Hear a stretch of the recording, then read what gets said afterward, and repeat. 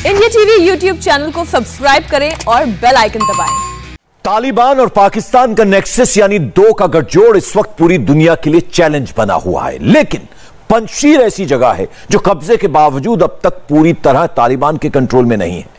मेरे पीछे ये जो तस्वीर आप देख रहे हैं ये पंजशीर की ही है और यहां अहमद मसूद की फोर्स अब भी तालिबान से टक्कर ले रही है।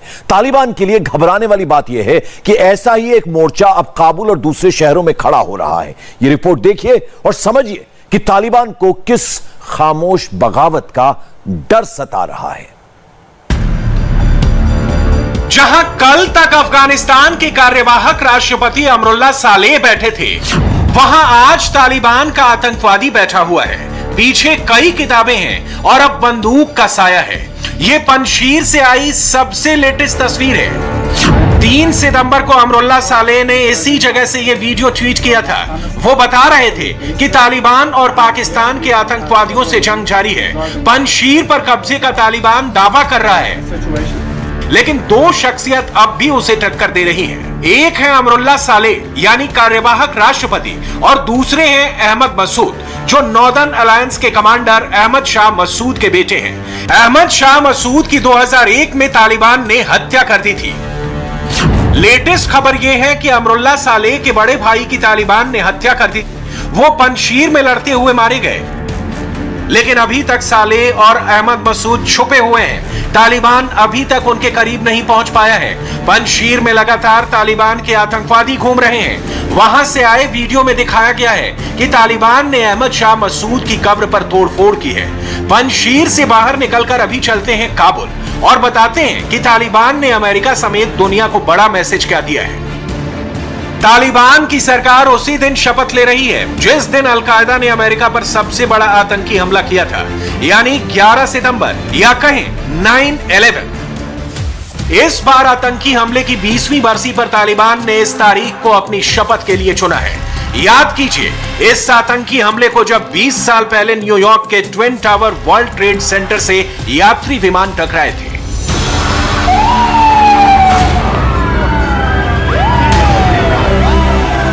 बाद में ये दोनों गगनचुंबी इमारतें एक के बाद एक गिर गई थी। ऐसा ही हमला पेंटागन पर हुआ था। हजारों लोगों की मौत हुई थी।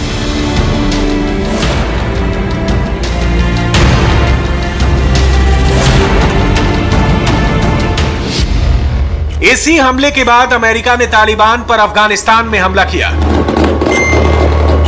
और 20 साल बाद हार कर वापस लौट आया है। लेकिन तालिबान की नई लीडरशिप ने शपथ के लिए इसी दिन को चुनकर अमेरिका के जख्मों पर नमक छिड़क दिया है। अफगानिस्तान से सेना हटाने के बाद अमेरिका के सामने अब बेइज्जत होने के अलावा कुछ नहीं बचा है। There are a few important things here. कुछ बहुत जरूरी बातें हैं बताने के लिए। पहली ये कि हम अफगानिस्तान क्यों गए। ऐसा हमने 9/11 के हमले के बाद किया ताकि उनसे निपटें जिन्होंने हम पर हमला किया था और ये सुनिश्चित कर सकें कि वो फिर अफगानिस्तान में रहकर ऐसा नहीं कर पाएं। हमारी ये कोशिश ज्यादातर कामयाब हुई है।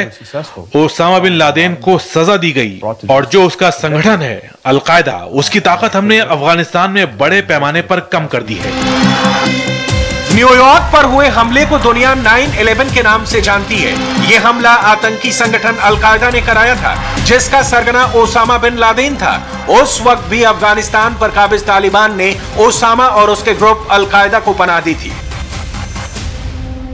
अब तालिबान की नई सरकार में जो मुल्ला कैबिनेट तैयार हुआ है उसमें भी वही आतंकी सरगना है जिन्होंने तालिबान को खड़ा किया था और फिर 90 के दशक में अफगानिस्तान पर कब्जा करके मुल्ला उमर के साथ आतंकी सरकार कायम की थी। 2001 में जब अमेरिका ने उन्हें बेदखल किया तो 20 साल तक वो अमेरिका से लड़ते रहे और अब ऐसी सरकार फिर बना रहे हैं जो मोस्ट वांटेड सरकार कही जा रही है। As you said, हमने 9/11 के हमले के बाद जो टारगेट सेट किया वो हमने हासिल किया और जैसा आपने कहा कि 20 साल कई ट्रिलियन डॉलर बहुत जाने गई और कई जिंदगी बदली भी हैं।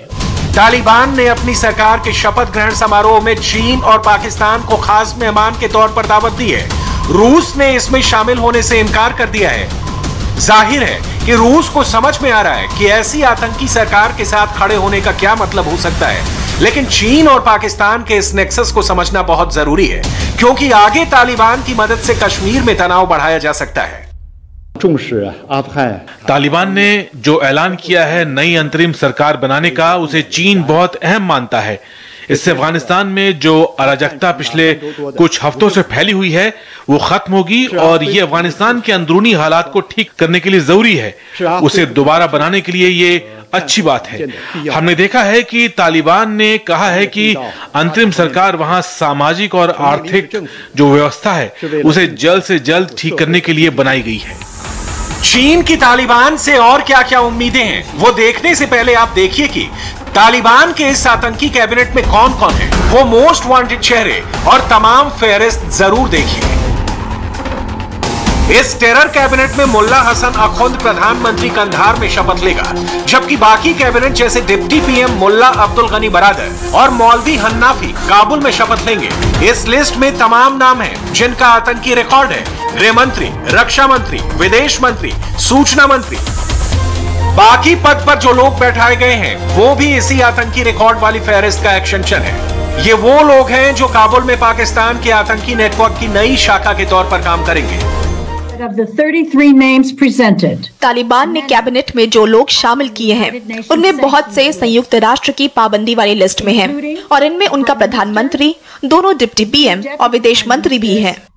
तालिबान की कैबिनेट में सबसे कुख्यात नामों की डिटेल देख लीजिए।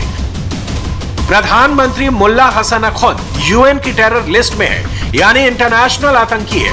डिप्टी पीएम मुल्ला अब्दुल गनी बरादर तालिबान के 4 संस्थापकों में से एक है। मुल्ला उमर का रिश्तेदार है। हक्कानी नेटवर्क का चीफ सिराजुद्दीन हक्कानी गृह मंत्री है। अमेरिका ने इस पर $50 लाख का इनाम रखा है। यह 2008 में काबुल में भारतीय दूतावास पर हमले में शामिल था। यह आतंकी लीडरशिप पाकिस्तान की ब्रांच बनकर काबुल से सत्ता चलाएगी, लेकिन इससे अफगानिस्तान खुश नहीं है, यह साबित हो चुका है। काबुल में महिलाएं पाकिस्तान के खिलाफ प्रदर्शन कर रही हैं। ये पाकिस्तानी दूतावास के बाहर हुआ प्रदर्शन है।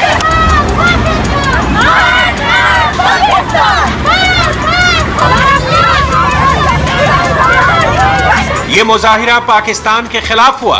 पाकिस्तान को अफगानिस्तान के अंदरूनी मामलों में दखल ना देने के लिए खूब नारेबाजी हुई।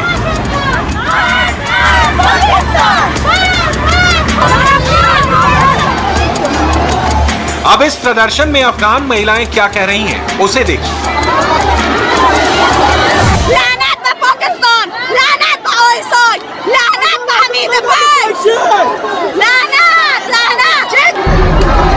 तालिबान के आतंकी इनको घेरे हुए थे, लेकिन इन महिलाओं में कोई खौफ नहीं है।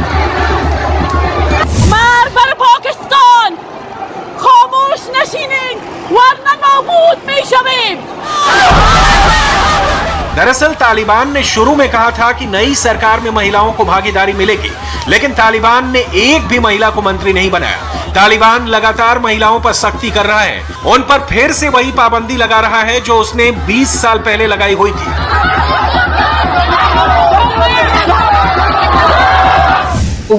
जब मैं 2019 में तालिबान के नेताओं से मिली थी तो उन्होंने कहा था कि वो महिला अधिकारों पर बोल रहे थे और उन्होंने कहा कि कोई दिक्कत की बात नहीं है, महिलाएं बड़े पदों पर काम करेंगी, मंत्री बनेंगी या फिर प्रधानमंत्री और जज भी बनेंगी। लेकिन अब वो सब कुछ उल्टा कर रहे हैं और शायद ऐसा उन्होंने अंतर्राष्ट्रीय वैधता पाने के लिए किया और अपनी एक उदारवादी छवि बनाने के लिए किया है।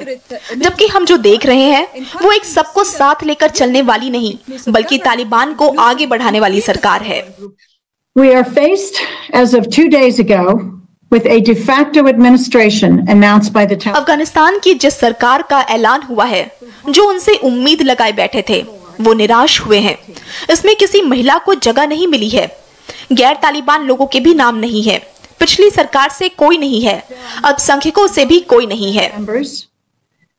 No figures from the past government, nor leaders of minority groups. ये बहुत ही परेशान करने वाली बात है कि तालिबान के नेता अब मीडिया में ये कह रहे हैं कि महिलाओं को मंत्री क्यों बनाया जाए, इसकी कोई जरूरत नहीं है।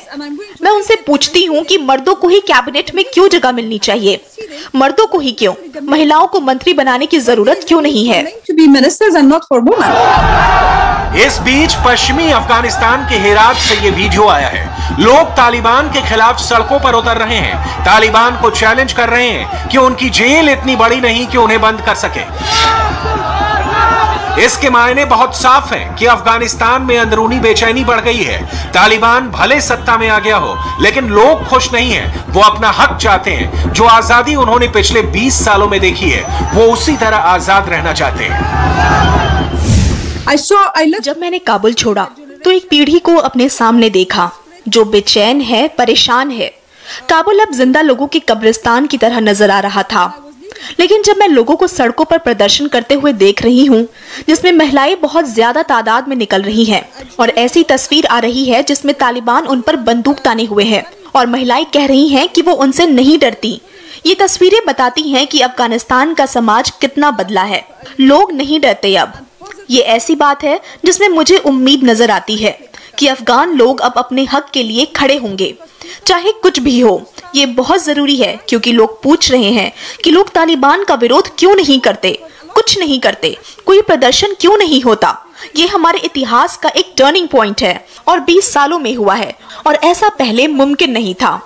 मैं अपनी पूरी जिंदगी अफगानिस्तान में रही हूँ। ये बहुत ही सकारात्मक बातें हैं और जोश दिलाती हैं कि लोग अब खतरा उठा रहे हैं, जबकि वो जानते हैं कि उनकी जान भी ली जा सकती है।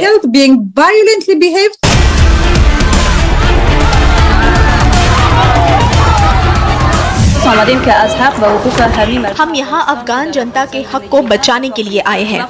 हम इन लोगों की हुकूमत बर्दाश्त नहीं कर सकते। हम इनसे थक चुके हैं। हम पाकिस्तान या किसी और के कब्जे में नहीं रह सकते। कोई देश, कोई समाज तरक्की नहीं कर सकता अगर महिलाओं को वहाँ की सरकार और सत्ता में हिस्सेदारी नहीं मिलेगी। हम सब एक साथ हैं। तालिबान की नीयत पर पहले से शक था और अब वो उम्मीद के हिसाब से एक्सपोज हो चुका है। आतंकवादियों से उम्मीद करना वैसी ही ज्यादती है और अफसोस इस बात का है कि इसमें पाकिस्तान और चीन ही नहीं बल्कि अमेरिका और रूस ने भी तालिबान पर भरोसा जताया था। This briefing is happening the day after the announcement of the Taliban ने जो सरकार बनाई है उसमें महिलाओं को पूरी तरह बेदखल किया गया है। सरकार में महिलाओं के अधिकारों को लेकर जो मंत्रालय था वो भी खत्म कर दिया गया है। महिलाओं की इज्जत और उनके हक को लेकर नजरिया ये किसी भी सरकार के प्रशासन को आंकने के लिए काफी होता है। लेकिन तालिबान ने जो कैबिनेट तैयार किया है, मैं कहूँगी कि उसने बहुत बड़ा मौका गवा दिया है। वो चाहता तो दुनिया के सामने साबित करता कि वो एक अलग अफगानिस्तान बनाना चाहता है। to building an inclusive and prosperous society. इस बीच पंजशीर में तालिबान के हमलों को लेकर अफगानिस्तान के पड़ोसियों की फिक्र बढ़ती जा रही है। हम पाकिस्तान या चीन नहीं बल्कि ईरान और सेंट्रल एशिया के मुल्कों की बात कर रहे हैं। खासकर उज्बेकिस्तान और ताजिकिस्तान ना सिर्फ अपने बॉर्डर की सुरक्षा को लेकर बहुत ज्यादा अलर्ट है, बल्कि अब ईरान के लीडर्स और ताजिकिस्तान के लोगों ने तालिबान से कहा है कि वो बहुत बड़ी गलती कर रहा है। पंजशीर पर ईरान और इंटरनेशनल मीडिया क्या छाप रहा है वो देखिए। बताया जा रहा है कि तालिबान बड़ी गलती कर रहा है। पंजशीर पर हमला अंतर्राष्ट्रीय कानून का उल्लंघन है। ईरान की कुद्स फोर्स के चीफ ने कहा है कि अफगानिस्तान में जातीय युद्ध नहीं भड़कना चाहिए। ईरान पंजशीर में पाकिस्तान के दखल को आड़े हाथों ले रहा है। पंजशीर में हालात बहुत ज्यादा खराब हैं और इस इलाके को तालिबान ने चारों तरफ से घेरा हुआ है, जिससे बड़ा मानवीय संकट भी खड़ा हो गया है। ईरान के पूर्व विदेश मंत्री जवाद जरीफ ने कहा है कि अफगानिस्तान में बहुत बड़ी गलती दोहराई जा रही है। यह सीधा सीधा तालिबान की तरफ इशारा है। इन सबके बीच चीन बहुत खामोशी से तालिबान को गले लगा रहा है और अब वो कुछ मामलों में तालिबान को पाकिस्तान से ज्यादा अजीज या पसंद वाला देश बनता जा रहा है। देखिए चीन को तालिबान में कैसे एक फरिश्तों वाली सरकार नजर आ रही है। अफगानिस्तान में चीन का दूतावास सामान्य तौर पर काम कर रहा है और हम अफगानिस्तान की नई सरकार, उनके नेताओं से संपर्क रखेंगे। हम उम्मीद करते हैं कि जो अफगानिस्तान का नया प्रशासन है वो सभी की बात सुनेगा और दुनिया की जो उम्मीदें हैं उस पे खरा उतरेंगे। हमने बात नोट की है कि तालिबान ने कहा है कि नई सरकार से सभी लोगों को फायदा होगा।